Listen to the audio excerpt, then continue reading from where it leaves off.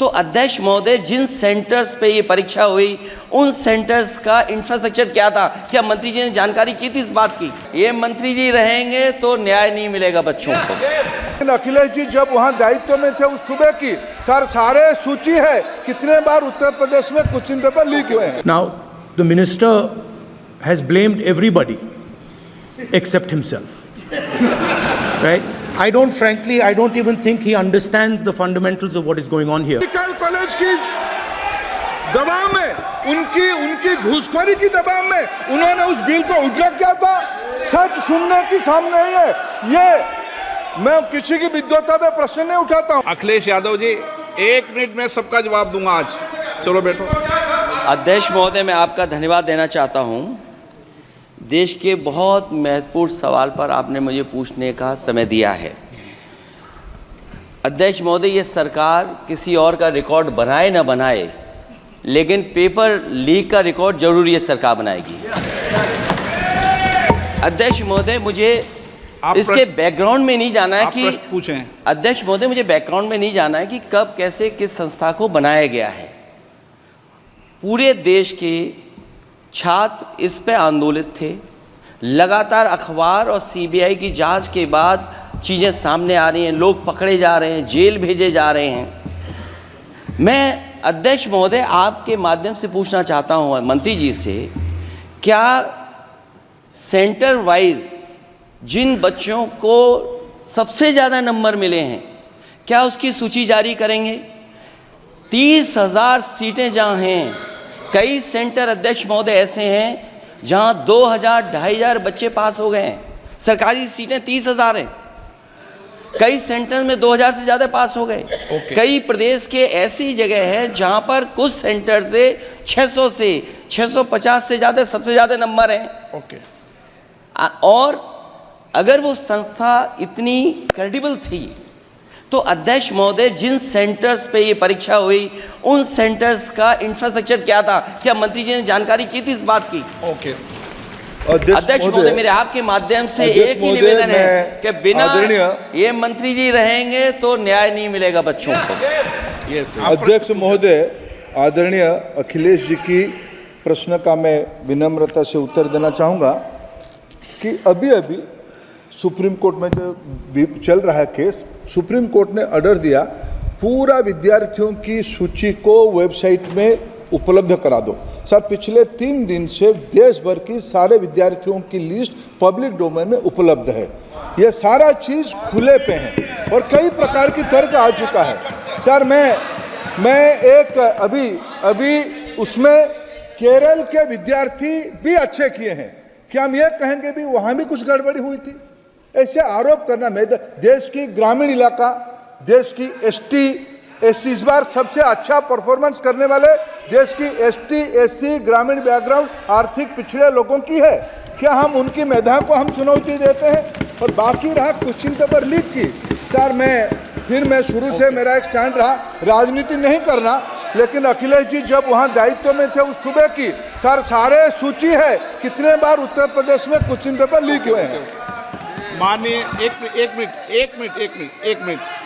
Minute please, एक minute. Rahul Gandhi ji, आप प्रश्न पूछना चाहते हैं?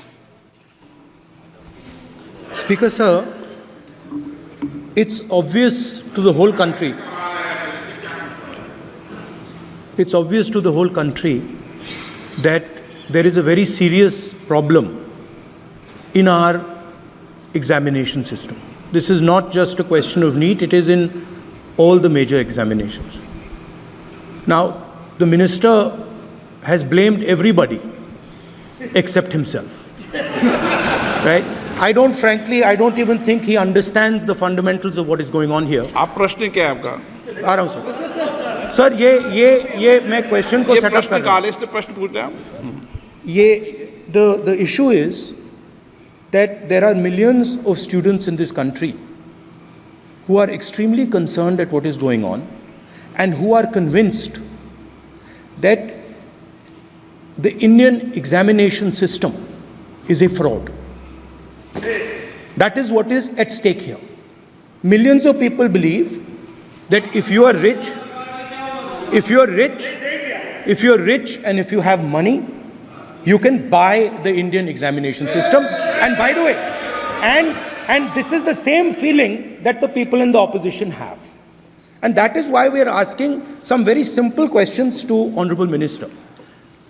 Number one, as this is a systemic issue, what exactly are you doing to fix this issue at a systemic level? Yes. That's the Okay. first question.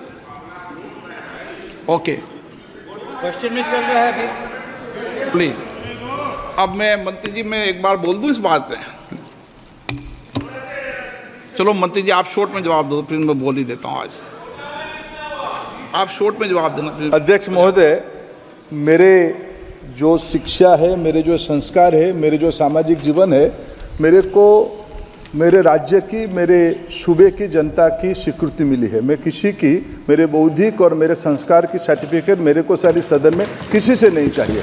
देश की प्रजातंत्र में चुन के मेरे नेता प्रधानमंत्री मोदी जी को प्रधानमंत्री की भूमिका दिया है। मैं उनकी निर्णय से यहाँ उत्तर दे रहा हूँ सदन को। बाकी ये कहना चिल्लाने से सच झूठ नहीं हो जाएगा साहब। ये जो कहा गया देश की अभी की एग्जामिनेशन सिस्टम रबिश है सर, इससे दुर्भाग्यजनक बयान देश की नेता प्रतिपक्ष का कुछ नहीं हो सकता है सर। मैं कठोर शब्द से इसको निंदा करता हूं। बाकी रहा, मैं सर आपके सामने, आपके माध्यम से देश के सामने सर एक तथ्य रखता हूं सर। जिन्होंने रिमोट से सरकारें चलाई है, 2010 में 3 बिल आया था सर शिक्षा सुधार के लिए।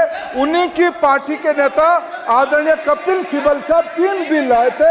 उसमें से एक बिल था एजुकेशन, उसमें एक बिल था prohibition of unfair practice bill 2010, जिसके उद्देश्य एजुकेशन इंस्टीट्यूशन में माल प्रैक्टिस को बंद करना। सर मेरे सरकार की हिम्मत है, अभी हमने पब्लिक एग्जामिनेशन की इरेगुलरिटीज में बिल लाए, कानून बनाए। क्या मजबूरी था कांग्रेस पार्टी की, क्या मजबूरी था नेता प्रतिपक्ष की? उन्होंने उस बिल को उल्टा किया, किसके दबाव में उल्टा किया? क्या निजी मेडिकल कॉलेज की दबाव में, उनकी घूसखोरी की दबाव में उन्होंने उस बिल को उल्टा किया था?